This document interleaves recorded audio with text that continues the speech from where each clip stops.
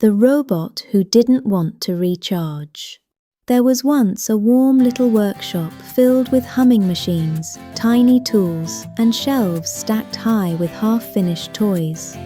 Small robots rolled quietly across the wooden floor, carrying paintbrushes, polishing clocks, and fixing old music boxes, while soft yellow lights glowed from the ceiling above them. At the center of all the movement was Zippy. Zippy was small, silver, had bright blue lights in his eyes, and was quicker than everyone else in the workshop. His wheels spun so fast that sometimes the other robots only noticed him after he had already zoomed past them. Zippy loved being busy. Each night, when the workshop began growing quiet, the robots slowly lined up beside the charging wall before bedtime. One by one, they plugged themselves in while their batteries recharged peacefully through the night. But Zippy never stayed there very long. The moment his battery reached halfway, he unplugged himself and hurried back across the workshop floor. "I still have plenty of energy," he would say brightly. Then he would rush off before anyone could stop him. Most nights, Zippy spent his time doing little jobs all around the workshop. He tightened loose screws on toy trains, carried boxes of tiny lantern bulbs across the room, and stacked heavy toolboxes back onto the shelves. Sometimes he rolled outside late at night to water the flowers growing beneath the workshop windows. The older robots often noticed the small yellow battery light blinking on his chest. One evening, an older robot named Bolt rolled beside him while Zippy struggled to carry a box full of brass gears. "You should recharge properly tonight," Bolt said gently. Zippy adjusted the heavy box in his arms. "I can rest later," he replied quickly. "There's still too much to finish."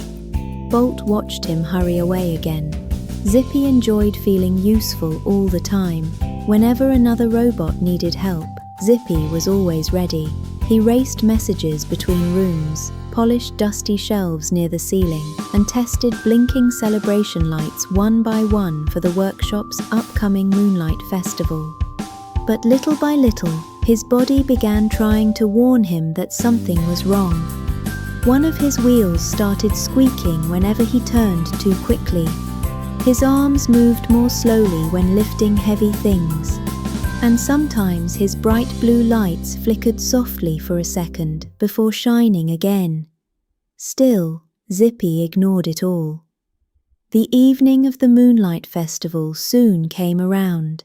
Tiny glowing lanterns hung from the ceiling while soft music drifted through the room. Long tables were covered with decorations, silver ribbons, and glowing glass stars the robots had spent weeks building together. Zippy was more excited than anyone. "I'm going to help with everything tonight," he announced proudly. And he truly tried to. He carried lanterns from one side of the workshop to the other. He helped other robots hang decorations. He polished silver serving trays until they sparkled beneath the lights and hurried around tightening loose wires on the glowing festival signs. But as the evening continued, the yellow light on his chest slowly turned orange. Then orange became red. Bolt noticed immediately. "You need to stop now," he said softly. "Just recharge for tonight." Zippy tried to smile.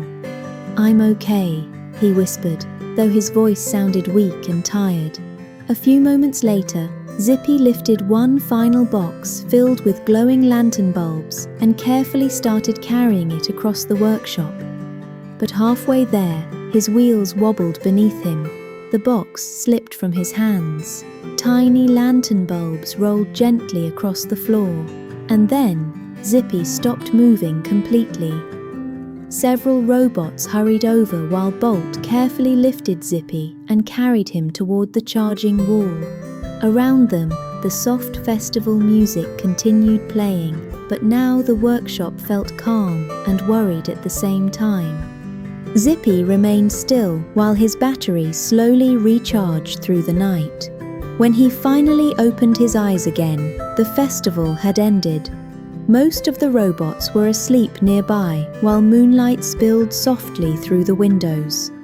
Bolt sat quietly beside him. "You pushed yourself too hard," Bolt said gently. Zippy looked down at his hands. "I didn't want to stop," he admitted quietly. "I thought I would miss something important." Bolt gave a small nod. "I understand," he replied, "but even robots need proper rest." Zippy stayed quiet while he thought about the squeaking wheel, the flickering lights, and the tired feeling he had ignored night after night. For the first time, he understood that resting was not wasting time. Rest was what helped him feel strong again. The next evening, when the workshop slowly grew quiet, the robots lined up beside the charging wall once more. This time, Zippy plugged himself in beside everyone else and stayed there peacefully while his battery fully recharged through the night. Outside the windows, the stars blinked softly above the sleeping town, while the workshop hummed with warmth and quiet safety. The next day, Zippy's wheels rolled smoothly again, and carrying heavy boxes no longer made his arms ache. He still helped the other robots, played games, and hurried happily around the workshop floor. But now, whenever his battery light blinked at night, Zippy listened to it.